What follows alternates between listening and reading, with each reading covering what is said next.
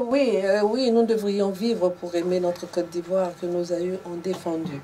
Et nous allons revenir donc à notre discussion avec Adama Daiko et Kaboré l'intellectuel.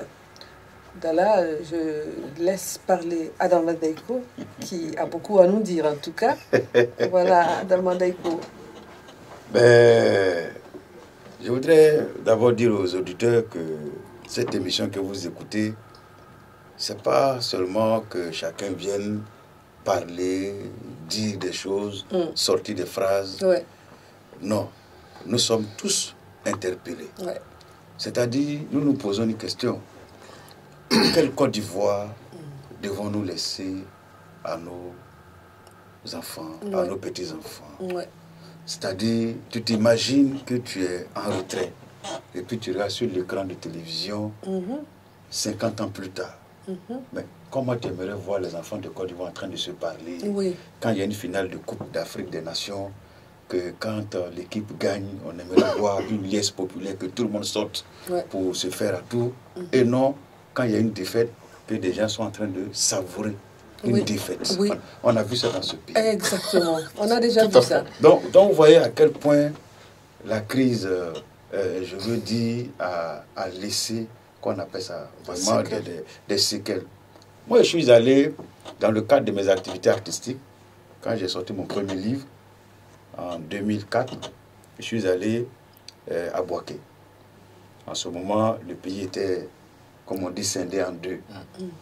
Et j'ai invité pas mal de personnalités et aussi des personnalités militaires. Il y avait une librairie qui était gérée par une dame blanche. Et je suis arrivé, les gens ont salué mon courage. J'ai dit non, moi je suis un artiste.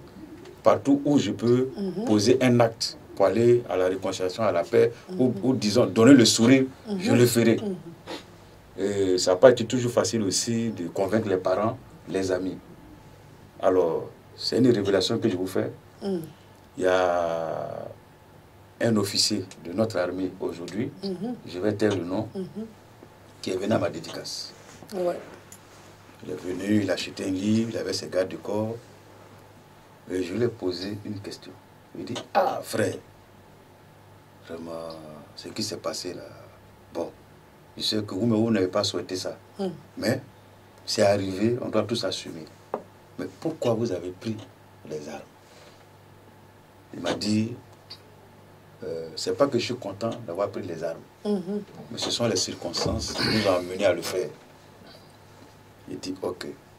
Et il me dit, mon rêve, c'est lui qui le dit, hein, mon rêve c'est de voir lui, son enfant, et l'enfant de Blé Goudé, demain, la main dans la main, en train d'aller prendre de bonnes décisions pour la Côte d'Ivoire.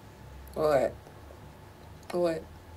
C'est vrai, on a pris des armes, on s'est tiré entre nous, mais aujourd'hui, on s'est dit qu'on pouvait éviter cela. Et cela ne passe que par le dialogue, l'écoute, la considération de l'autre. Quand vous discutez, quelqu'un dit, oh, toi va là-bas, toi tu es qui? Voilà. Oh, avancez là-bas, là. Mais vous le frustrez. De frustration en frustration. Un jour, il va réagir. Et il va réagir comment? On ne sait pas. Voilà, c'est tout cela qu'il faut éviter. Voilà pourquoi, quelquefois, je dis que Dieu nous a donné, nous les Africains, Dieu nous a tout donné. Il nous a tout donné. Mais je ne sais pas quel problème on a. Avant, il n'y avait pas de grands hôpitaux. Mais on te dit non que Balamoussa, Atana et Balamoussa fait. Envoyez-le chez Balamoussa avec une noix de cola, avec un poulet. Résout ton problème. Lui aussi, il invoque les ancêtres. Les ancêtres vont lui dire où se trouve la maladie du monsieur. C'est des plantes. Il va couper les plantes, il fait sa mixture, il est soigné. Ça, c'est une force que nous avons. Je veux parler de nos valeurs et richesses culturelles. Moi, je me souviens très bien d'une histoire qu'on m'a racontée. Il y a le grand chancelier à l'époque, le général Koné. Alors, il y a un monsieur qui avait son dossier à faire signer. Il devait passer par la chancellerie. Et à chaque fois, il était, je veux dire, confronté à un mur. Il ne pouvait pas passer. Il dit, ah, c'est un Koné. Il dit, ah, ok, d'accord. Un matin, il débarque. Il y a le vigile qui est là, la sécurité. Il dit, vous là, bonjour. On dit, monsieur, vous avez un problème? Il dit, le petit qui est dedans, là, dans le bureau, là, votre chef, là. On dit, mais vous parlez de qui? Le général? Il dit, quel général? C'est un petit général. Je vais le voir. Oh, non, mais après, le sang des corps habillés a commencé à monter. La température a commencé à monter. Et la sécurité était obligée de venir demander qu'est-ce qui se passe. Il dit, voilà, madame, il faut dire à ton patron là, que son patron est là. Et le général était à l'intérieur, je crois qu'il a entendu les bruits, les sorties. Il dit, à quoi? Il dit, bon, petit, connais, tiens, mon petit, connais. Il faut signer mon papier là. Donc le général a compris. Et c'est son allié. Il dit, bon, laissez-le. C'est très important, les alliances. Il dit, lui, les Traoré. Donc, entre les Traoré et les Koné, vous voyez, il y a une alliance. Exactement. Oui. Ils ont causé, ils ont rigolé, il a signé les papiers du monsieur. En sortant, il a dit, bon, non, voilà, c'est mon allié. Donc, vous voyez la force. Ouais, les alliances. Vous voyez la force des alliances. Ouais. Donc, on doit utiliser tout ça pour aller à la paix et à la réconciliation. Nous ne pouvons pas comprendre que dans ce pays, où il y a plus de 60 ethnies, c'est-à-dire il y a 60 intelligences, parce que chaque ethnie a une intelligence particulière, c'est-à-dire comment chacun procède à la réconciliation, à la paix quand il y a des conflits. Mais si on met tout cela ensemble, avec nos intellectuels, je vous assure que ce pays-là peut retrouver la paix. Le pays-là peut retrouver la cohésion tant recherchée. Mais je sais que des initiatives ont été prises. Le président de la République a dû dire, écoutez, mettez en place des mécanismes qui vont permettre aux humains de se réconcilier. Mais le président de la République doit comprendre qu'il a fait aussi à des partis politiques. Est-ce qu'en prenant une telle décision, moi, ça m'arrange? Voilà. Si dans le cadre de la réconciliation, on doit faire entrer l'opposition dans le gouvernement, peut-être que moi, ça me pose des ministres, ils vont enlever pour mettre l'opposant là-dedans. Donc ça, là, ça ne peut pas marcher. On a entendu des gens dire ça dans ce pays-là. Ils sont opposants, ils n'ont qu'à rester opposants. Mais quelqu'un qui a faim, il va s'opposer comment? Si ce n'est pas par des injures. Donc c'est pour dire tout simplement qu'il faut une bonne répartition des richesses d'un pays. Ce n'est pas seulement la Côte d'Ivoire. Parce que si le Burkina n'est pas en paix, la Côte d'Ivoire ne peut pas être en paix, parce qu'ils ont les ressortissants ici. Si la Guinée n'est pas en paix, la Côte d'Ivoire ne peut pas être en paix. Vice-versa. Donc c'est pour dire qu'on doit non seulement penser à nous-mêmes, mais penser aussi au bon voisinage. Surtout. Voilà. Donc c'est ce que moi je voulais dire en attendant que l'intellectuel mette un peu... Voilà. Bon, je voulais dire dans son Yamakou. Oui, effectivement, les alliances interethniques vraiment peuvent aider beaucoup à la réconciliation. Parce qu'à partir de ça, en principe, parce que c'était des pactes quand même que les ancêtres avaient signés entre les peuples, des pactes de non-violence. Voilà. Tu vois, les Koné ne doivent jamais verser le sang d'un Traoré, ainsi de suite, les Agnis, les Baoulés. C'est un peu partout en Afrique. Voilà, Touré, Koulibaly. Tout cela, on a jeté ça parce qu'on veut ressembler aux Blancs. Non, en fait, même comme le dit l'émission, il faut apprendre à s'écouter. Notre problème en Afrique, surtout en Côte d'Ivoire, on ne cherche pas à connaître l'autre. Voilà. À l'époque, quand moi j'étais tout petit, quand mon père se promenait avec moi, dès qu'il croise un inconnu, il dit Djamdouma. Voilà. Voilà, c'est ça notre Djamdouma. Il lui demande, Jean, c'est de ton nom. Et quand le gars de Koulibaly dit, il peut dire, toi petit là. Tu vois? Déjà, il sait à qui il a fait. C'est identifié. Aujourd'hui, c'est quand on a fini de se boxer. Voilà. On arrive au commissariat, on dit, monsieur, voilà, vous êtes frappé, hein.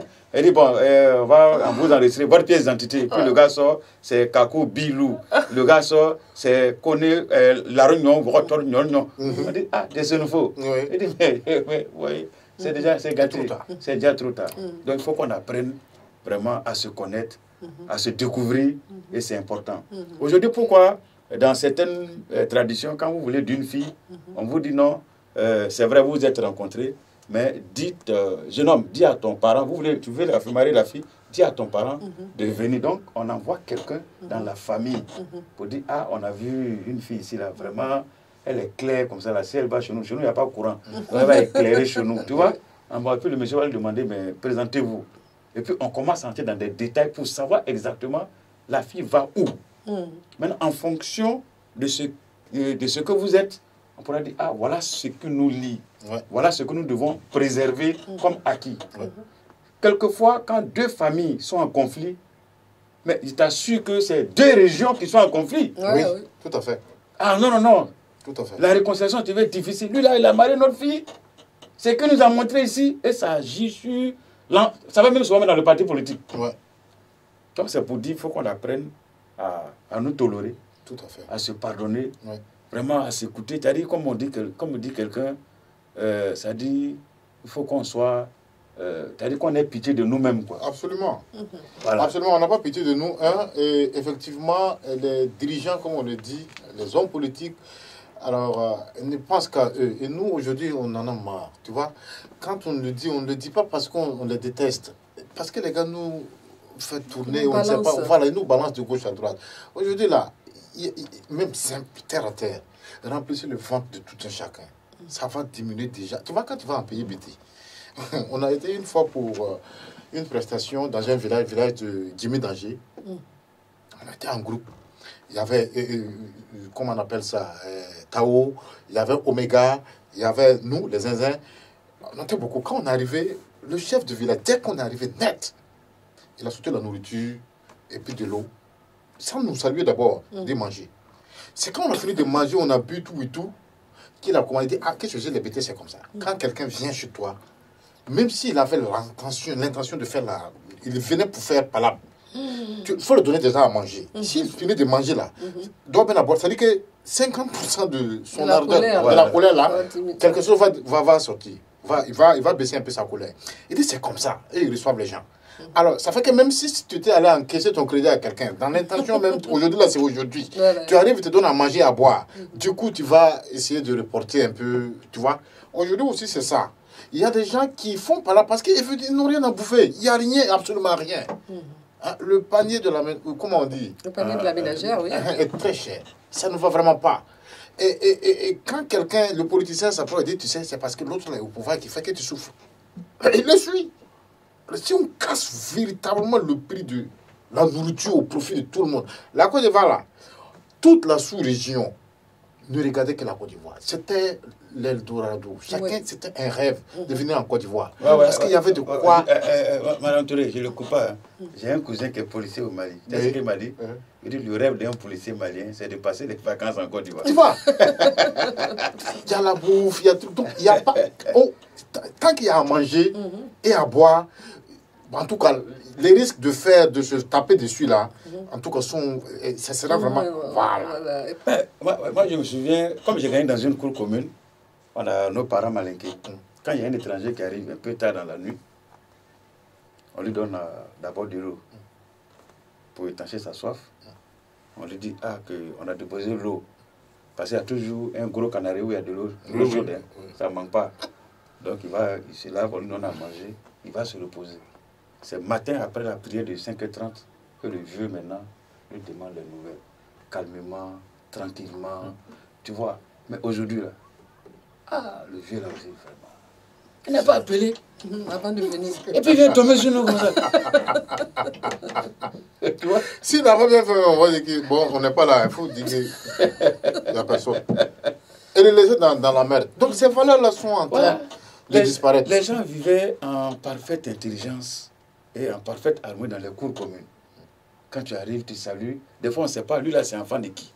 Les enfants, ils mangent ensemble, ils s'amusent ensemble. Quand c'est la fête, ils sont ensemble, ils se promènent ensemble. Donc, ils ont appris à se connaître dès le bas âge, ils ont grandi. Mais aujourd'hui, quand on insulte quelqu'un, oh, quitte là, enfant de cour commune là. Ah, voilà. Oui. Ah non, on est enfant de quartier résident. Donc, chacun est dans sa maison, chacun reçoit son éducation. Le jour où l'enfant quitte sa résidence pour aller dans la grande famille, à Bobo, ou quelque part là-bas, où il y a tout le monde, l'enfant est dépaysé. Viens manger. Ah non, mes parents m'ont dit... de ne pas manger chez les gens. De ne pas manger chez les gens. Bon, un enfant qui grandit avec ça, là. Ah. Mais il devient méfiant, il n'est plus prêt à collaborer, à écouter l'autre.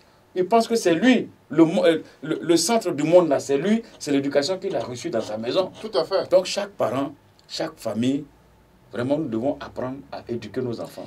Là, grand frère, il y a un gros problème, hein.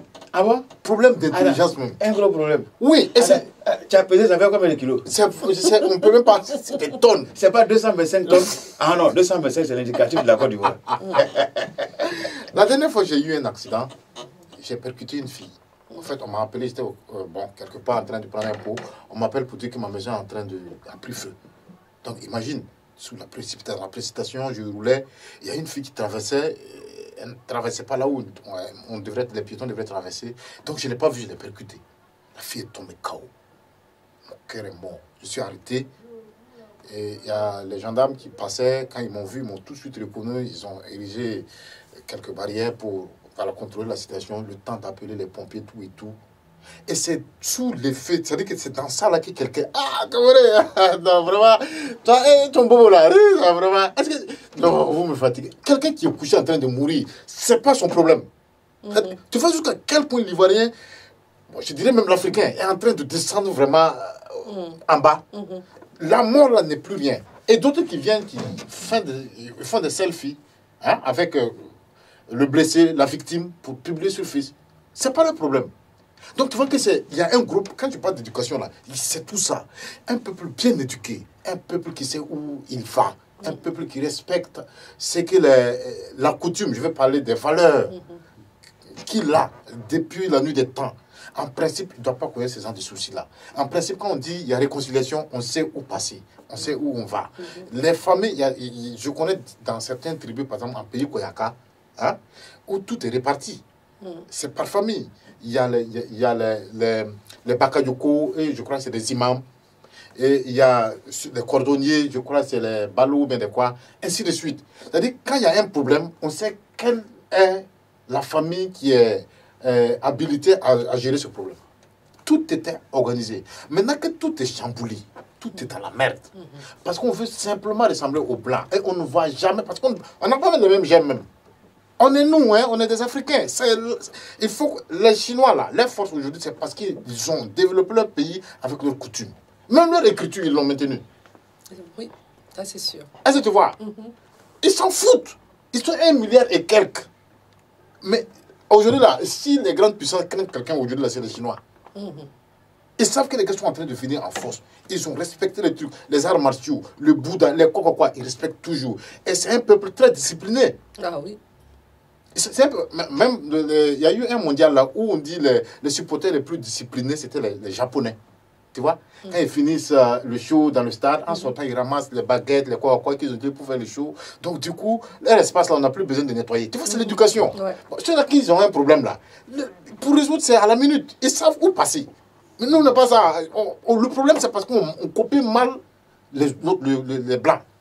On ne peut pas. On peut tricher les valeurs des Blancs et puis ajouter avec pour nous en faire quelque chose de lourd, de fort, de balèze. Mais dire qu'on va quitter dans nos peaux là, pour prendre la peau des Blancs là, non, on ne peut pas aller quelque part. On peut aller nulle part. Nulle part.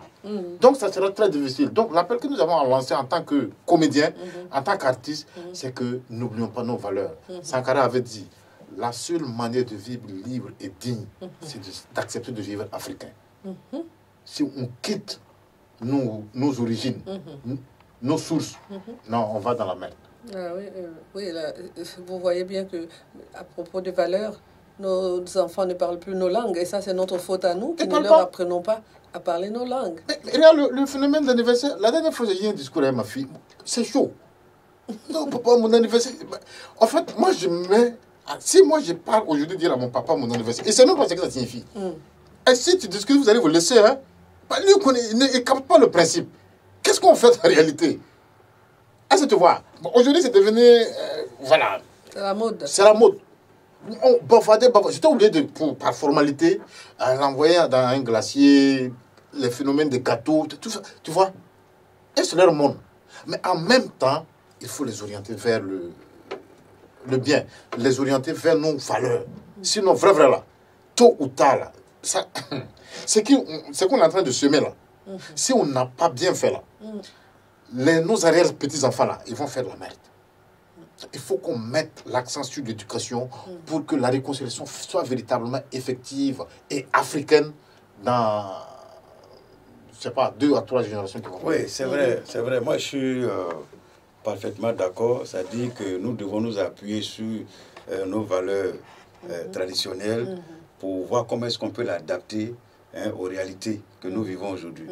Voyez-vous, c'est vrai, les Blancs sont venus, ils ont mis les histoires de frontières, ça a créé des barrières, et nous avons laissé tomber tout ce qu'on avait comme richesse culturelle, valeur ancestrale, au détriment des religions révélées et tout. Vous voyez, quand vous allez souvent à Bondoukou, à Bassam, quand il y a des cérémonies importantes, on te dit non, il y a un roi qui vient du Ghana ou bien d'Accra, que leur communauté est reliée au grand chef qui se trouve du côté du Ghana. Et autres. Donc, ça veut dire que les gens ont leur tradition, qu'ils les respectent. Maintenant, nous devons être, comme je le dis souvent, intelligents. Intelligents parce que les gens ont oublié tout de suite que nous sortions d'une crise. Une crise, je vous assure, qu'il y a des détails qu'on ne peut pas donner aux Ivoiriens. Oui. Sinon, on ne va jamais se pardonner. C'est pas faux. Parce qu'il y a des gens qui ont tout perdu. Il y a des familles même disloquées. Il y a des mariages même qui ont été rompus. Parce que tout simplement, madame a ses parents qui viennent de telle région, et monsieur également de telle région, et les amis, les parents disent, mais tu fais quoi avec cette femme-là? Ouais. Tu ne sais pas que c'est son parent qui était un tel. Maintenant, ces enfants-là deviennent quoi? Donc, vous voyez, la société ivoirienne même est en train de créer par ses comportements d'autres types d'Ivoiriens. C'est-à-dire des gens qui sont en train de grandir avec un sentiment de haine, un sentiment de vengeance. Moi, je prends un exemple tout simple. C'est vrai, j'ai fait la politique à un moment donné. Je peux dire que je suis acteur même de la crise ivoirienne parce que j'ai eu la chance, entre les deux tours, de parler avec le président de la République actuelle, de parler avec l'ancien président. Mais je vous assure, c'est nous, ils prennent pour faire leur balle de ping-pong. Ils se parlent entre eux. Pendant que nous, on pleurait, on se disait que la Côte d'Ivoire brûle là. Pendant qu'un est au golf, l'autre est dans sa résidence, ils se téléphonent, ils se parlent. Et ce sont les pauvres gens qui ne savent pas, qui se frappent dans les quartiers. Le gars, il prend son parent qui est malade, qui décède en cours de route, parce qu'on n'a pas, à un moment donné, mis l'accent sur le pardon. On n'a pas mis l'accent sur certaines valeurs.